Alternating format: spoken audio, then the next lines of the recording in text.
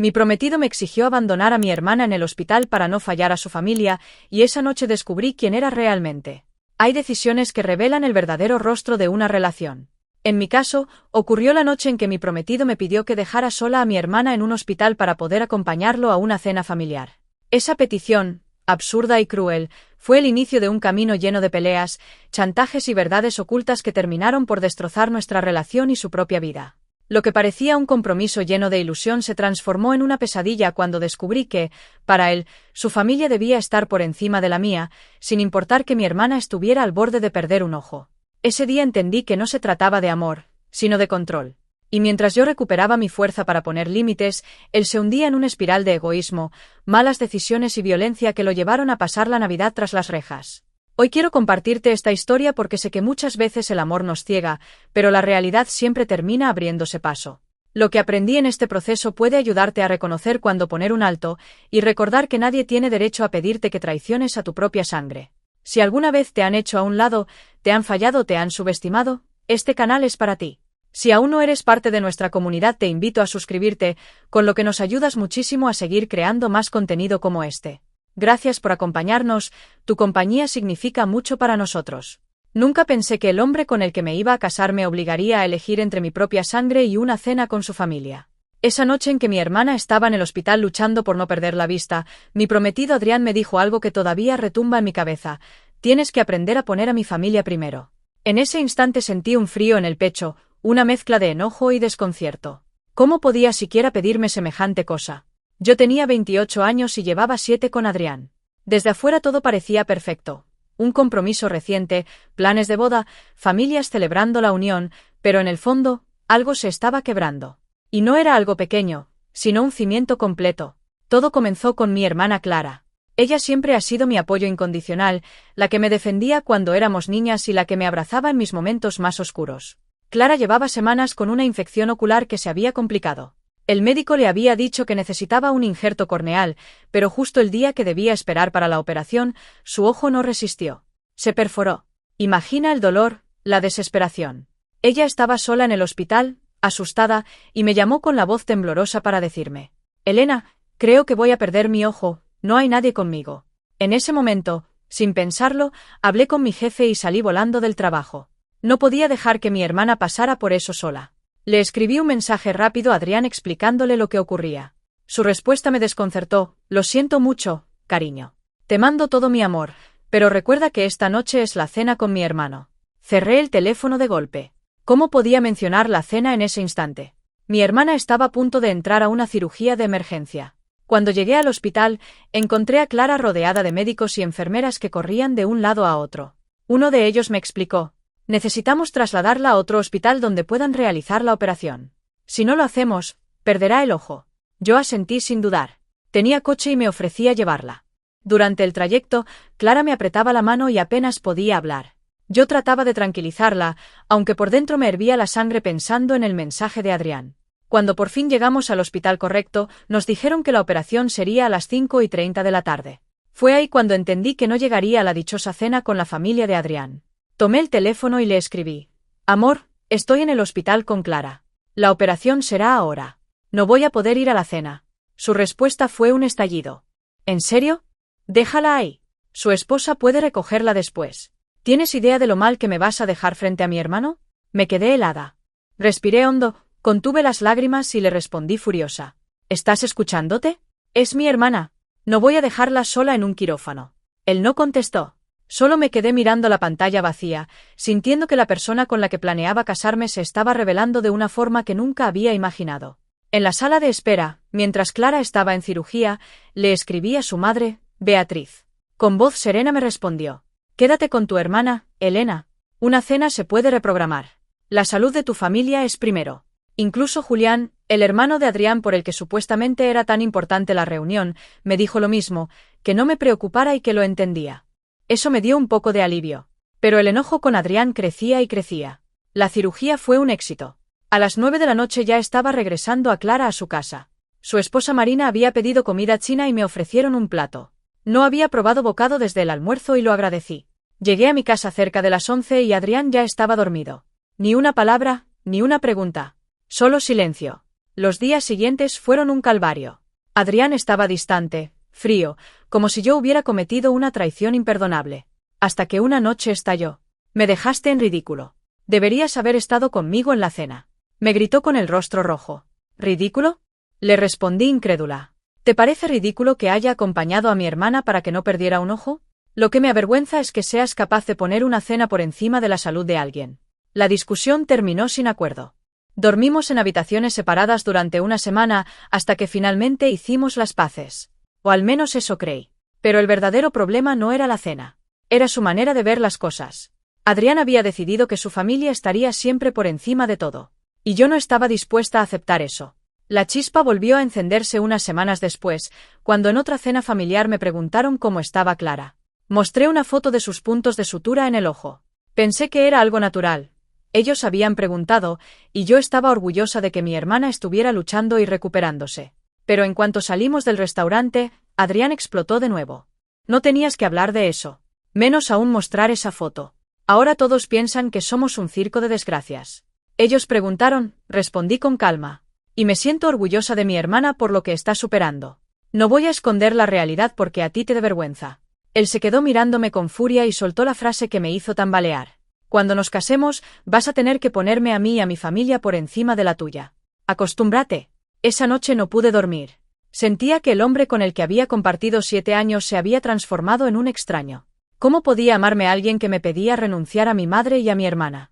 ¿Cómo podía pedirme que cortara la raíz de mi vida para complacerlo? Tomé una maleta pequeña y me fui a casa de mi madre, Rosa. Ella me recibió con los brazos abiertos y sin hacer preguntas, porque sabía que estaba rota. Adrián comenzó a bombardearme con mensajes y llamadas. Algunos dulces, otros agresivos, todos desesperados. Pero en mi interior algo ya había cambiado. Lo amaba, sí, pero no podía aceptar que me obligara a priorizar a su familia sobre la mía. Y menos cuando había visto cómo mi hermana había estado a punto de perder un ojo mientras él pensaba en un banquete. Ese fue el inicio de una tormenta que todavía no sabía hasta dónde llegaría. Y lo que vendría después, honestamente, superó todo lo que jamás imaginé. Pasar unos días en casa de mi madre me devolvió la calma que necesitaba. Rosa, con esa paciencia que solo ella tiene, me preparaba café todas las mañanas y me decía con ternura: «Hija, nadie que te ame de verdad te pedirá que elijas entre él y tu familia. El amor no pone condiciones como esas». Yo la escuchaba en silencio, porque dentro de mí todavía quedaban restos de la confusión. ¿Cómo podía amar a alguien y al mismo tiempo sentir que se estaba convirtiendo en mi peor enemigo? Adrián no dejaba de escribirme. A veces me mandaba mensajes tiernos, como si quisiera recuperar lo perdido. «Te extraño, vuelve a casa. Te prometo que todo va a mejorar». Otras veces explotaba: «No puedes simplemente largarte. No eres una niña. Ven ahora mismo». Esa mezcla de dulzura y amenaza me hacía ver que no era amor, sino control. Una tarde, después de ignorar más de 20 llamadas suyas, decidí contestar. Mi voz estaba firme, ya no temblaba como antes. «Adrián, escucha bien. No voy a aceptar que me exijas poner a tu familia por encima de la mía. No voy a hacerlo». Del otro lado hubo un silencio pesado, hasta que respondió con tono frío: «Entonces no sé cómo podremos casarnos». «Pues entonces será mejor que lo pienses 2 veces», contesté, con un temple que hasta yo misma desconocía. Al colgar, sentí un alivio extraño, como si hubiera abierto una ventana en una habitación cerrada. Me di cuenta de que por primera vez en años no tenía miedo de perderlo. Más bien, sentía miedo de perderme a mí misma si seguía a su lado.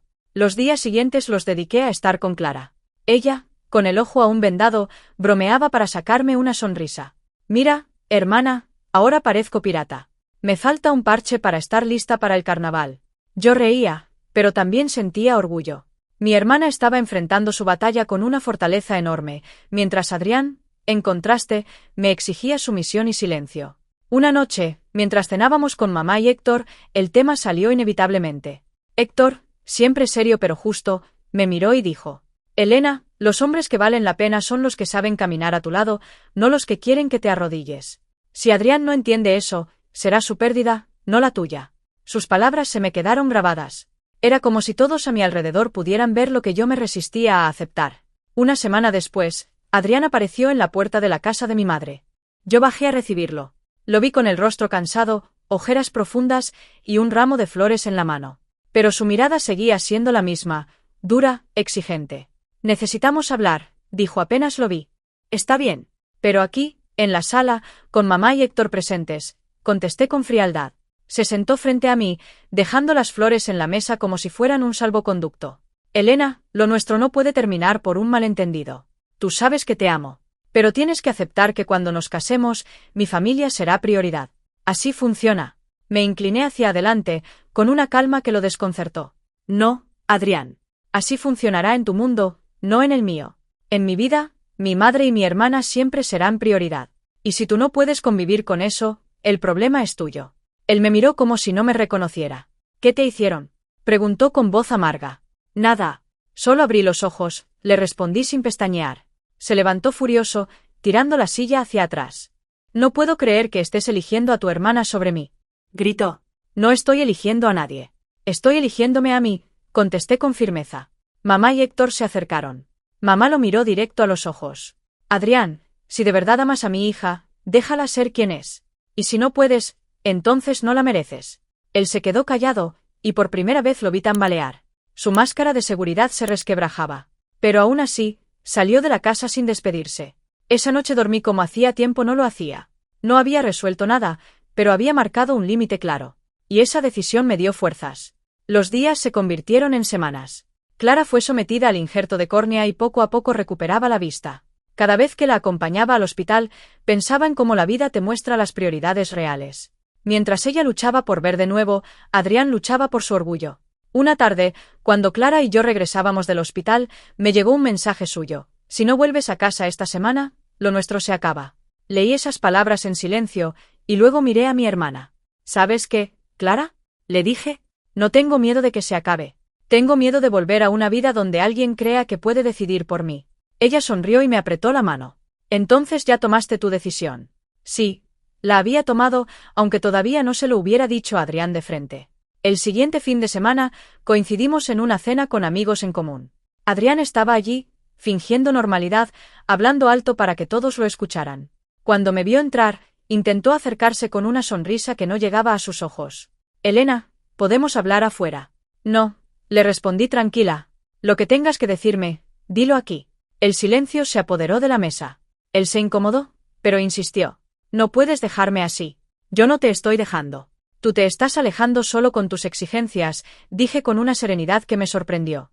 Varios amigos desviaron la mirada, otros me apoyaron con gestos sutiles. Adrián entendió que ya no tenía poder sobre mí. Su rostro se endureció y murmuró. ¿Vas a arrepentirte? No, Adrián. Ya me arrepentí demasiado de aguantar lo que no merecía. Cerré la conversación, dándole la espalda.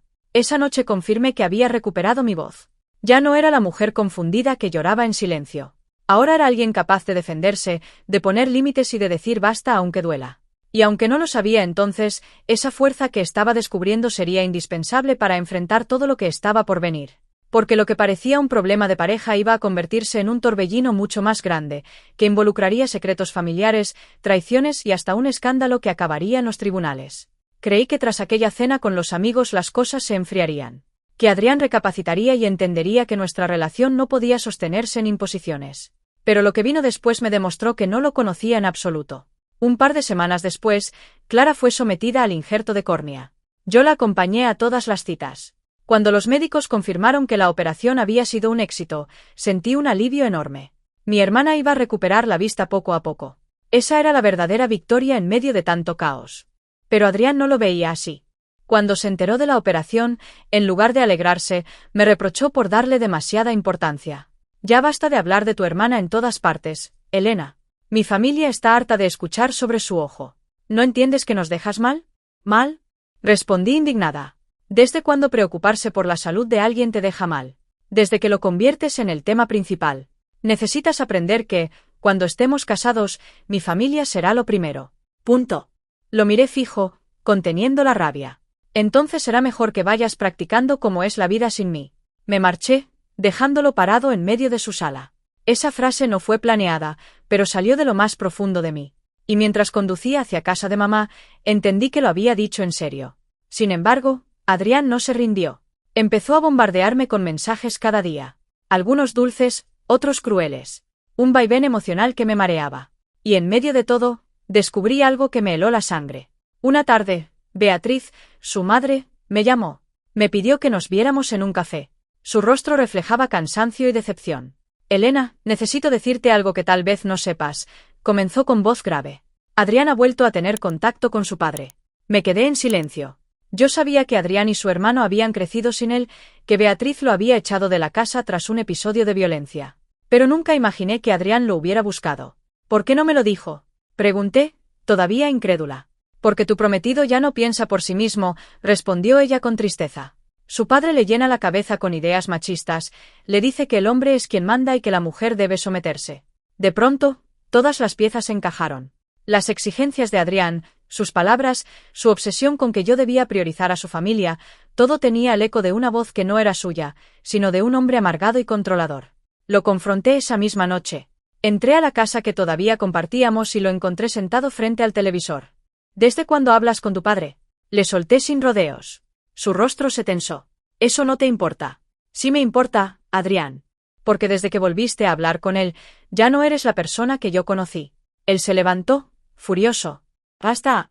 Mi padre es un hombre fuerte, un ejemplo. Tú nunca lo entenderías. ¿Un ejemplo? ¿Del mismo hombre que golpeó a tu hermano y los abandonó? Le recordé. La discusión subió de tono. Adrián me gritaba, yo me mantenía firme. Finalmente, cuando vio que no me doblegaba, golpeó la mesa con tal fuerza que pensé que se rompería. Si no aceptas mis condiciones, entonces lárgate. No hizo falta que lo repitiera. Fui a la habitación, recogí mis cosas y salí de allí con el corazón acelerado. Esa fue la última noche que dormí bajo el mismo techo que él. A los pocos días, con el apoyo de mi padrastro Héctor, entregué a Adrián un aviso legal de desalojo.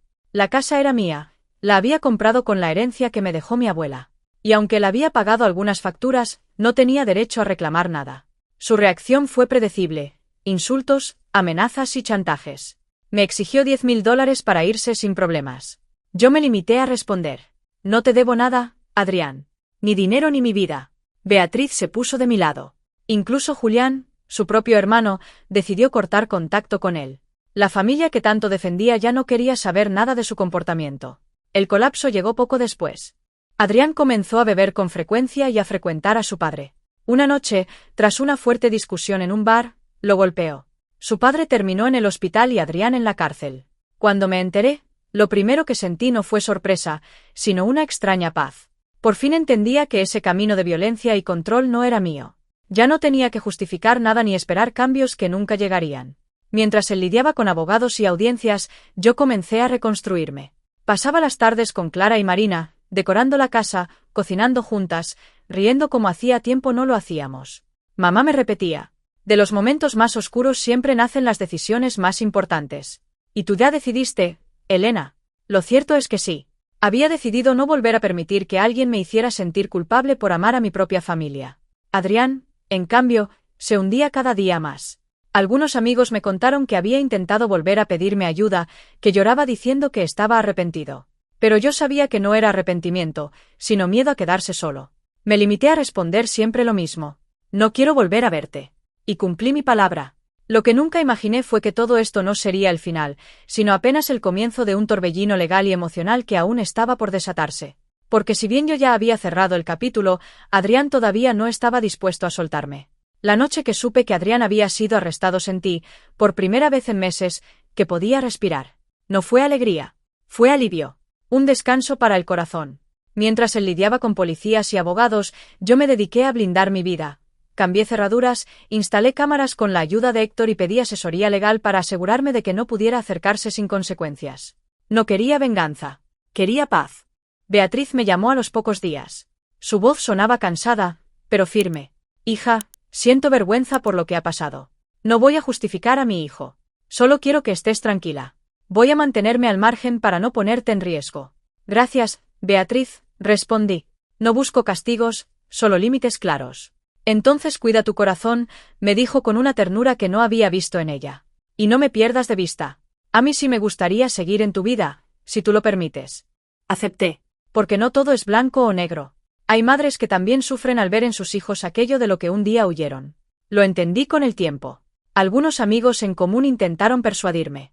Elena, déjalo quedarse en tu habitación de invitados. Es temporal. Si tanto lo quieren, ofrézcanle su sofá, contesté sin subir la voz. Se quedaron mudos. Fue entonces cuando comprobé que había recuperado mi lugar en mi propia historia. Ya no era la mujer que justificaba lo injustificable. Adrián siguió detenido más tiempo del que cualquiera imaginó. No tenía domicilio fijo y el juez consideró prudente mantenerlo guardado mientras valoraban los cargos por la agresión a su padre. Pasó la Navidad ahí dentro. Yo la pasé con mi madre, Héctor, Clara y Marina. Decoramos la casa, cocinamos y brindamos con una gratitud serena. Nadie mencionó su nombre.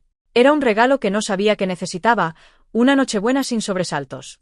En enero lo liberaron con medidas. Lo supe por Beatriz, no por él. Me dijo que le habían impuesto terapia obligatoria, pruebas aleatorias de alcohol y una orden de mantenerse alejado de su padre. También de mí. Le consiguieron trabajo en otra ciudad, a 30 minutos por carretera. Se irá en unos días, me dijo. Sentí un nudo extraño, mezcla de compasión y distancia. Me importaba que no se destruyera, pero me importaba más no arruinar mi nueva calma. Un domingo cualquiera, lo vi de lejos en la calle. Fue un cruce breve. Me miró, bajó la vista y siguió de largo. No hubo drama. Solo la certeza de que esa historia se había acabado. No necesité discursos. No quedaban deudas entre nosotros. Yo ya había pagado la mía el día que elegí mi dignidad. Con el tiempo llegaron pequeñas victorias que me devolvieron el brillo cotidiano. Clara avanzó con su recuperación, el injerto respondió, las revisiones médicas se espacian y cada control es mejor que el anterior. Marina, con su humor ligero, me recuerda que la vida no se puso en pausa. Mi madre, Rosa, me enseñó a volver a empezar sin vergüenza. Y Héctor, silencioso y noble, estuvo en cada cosa práctica que yo no tenía cabeza para resolver. Me salvó de sentirme sola. Una tarde, Beatriz me pidió vernos. Llevó una caja con cosas de Adrián que se habían quedado en su casa, fotos, un par de libros, cartas viejas. No quiero que cargues con esto, me dijo, pero creo que debes decidir qué hacer. La miré con calma. Gracias por traerlo. Lo que tenga valor para él, guárdalo tú. Lo que no, lo donaré. Prefiero que todo esto se convierta en algo útil para alguien más. Asintió. Antes de irse, se quedó en la puerta con los ojos brillosos. Él no lo entiende todavía, Elena. Yo sí. Ojalá un día te pida perdón de verdad. No lo necesito para seguir adelante, respondí. Ya lo perdoné. Es un perdón sin reconciliación, Beatriz. Por mí, no por él. Lo dije y lo sentí. Entendí que el perdón no es un premio para el otro. Es la decisión íntima de no arrastrar cadenas que no me pertenecen. Yo no iba a convertir mi futuro en un tribunal perpetuo. Ni rencor ni regreso. Solo límites y libertad. Con los meses, mi rutina recuperó ritmo. Volví a mis caminatas, a leer por las noches, a cocinar para los míos. Redescubrí mi casa sin su sombra en las habitaciones. Reorganicé los muebles, cambié las cortinas, sembré hierbas en la ventana de la cocina. Pequeños gestos de una mujer que vuelve a habitar su vida. Mi madre me abrazó un día cualquiera y me dijo, hija, te veo de regreso. Te veo completa. No perdí nada que no necesitara perder, le respondí. Y gané algo que no pensaba recuperar, mi voz. Un par de conocidos insistieron en que el amor aguanta. No les discutí. Yo también creo que el amor aguanta, pero no cualquier cosa. Aguanta la verdad, la vulnerabilidad, los días difíciles. No aguanta el control, la humillación y la exigencia de cortar lazos con tu sangre para demostrar lealtad. Eso no es amor. Es una obediencia vestida de romance. Hubo un momento, cerca del final, en el que Adrián intentó contactarme por terceros. Su mensaje era el de siempre, que me extrañaba, que iba a cambiar, que necesitaba un techo. Me limité a responder por la única vía segura. Que construya su camino sin mí. Le deseo bien, pero lejos. Fue la última vez que su nombre interrumpió mis tardes. Con Clara hicimos una pequeña ceremonia privada cuando los médicos confirmaron que la cicatrización iba excelente. No fue nada solemne. Fue nuestra manera de agradecer. Cocinamos su plato favorito y brindamos con una promesa, no volver a negociar nuestra familia. Nunca más. Y aquí quiero decirle algo a quien me escucha, especialmente a quienes han sido empujadas a elegir entre su pareja y su madre, entre su pareja y su hermana. El amor que te aísla no es amor. Si alguien te ama, no te arranca de tus raíces, te riega para que florezcas. Y si un día te piden poner una mesa por encima de un quirófano, recuerda que tu paz no tiene precio. Ni por un anillo, ni por una foto familiar perfecta. Hoy, si Adrián se presentara arrepentido, no habría escena. Le desearía lucidez y camino. No voy a odiarlo. No voy a volver. Mi cierre es sencillo. Pongo límites, suelto la culpa, agradezco a mi madre y a mi padre de crianza por sostenerme, abrazo a mi hermana, y sigo. Perdoné para no vivir prisionera del pasado, y porque entendí que el perdón también es una forma de amor propio. Amo y soy libre. Y ahora te pregunto a ti, que estás del otro lado de la pantalla. ¿Alguna vez te pidieron sacrificar a tu familia para complacer a una pareja? ¿Qué harías si te pidieran elegir entre una cena y un hospital? Te leo en los comentarios. Tu historia podría ayudar a alguien que hoy necesita valor. Gracias por acompañarme hasta el final de esta historia. Si te gustó y quieres más relatos que nos recuerden el valor de los límites y del amor propio, suscríbete al canal, dale like y activa la campanita de notificaciones. Comparte este vídeo con tus amigas y familiares, puede ser el empujón que alguien necesita para salir de una relación que duele. Nos vemos en el próximo relato.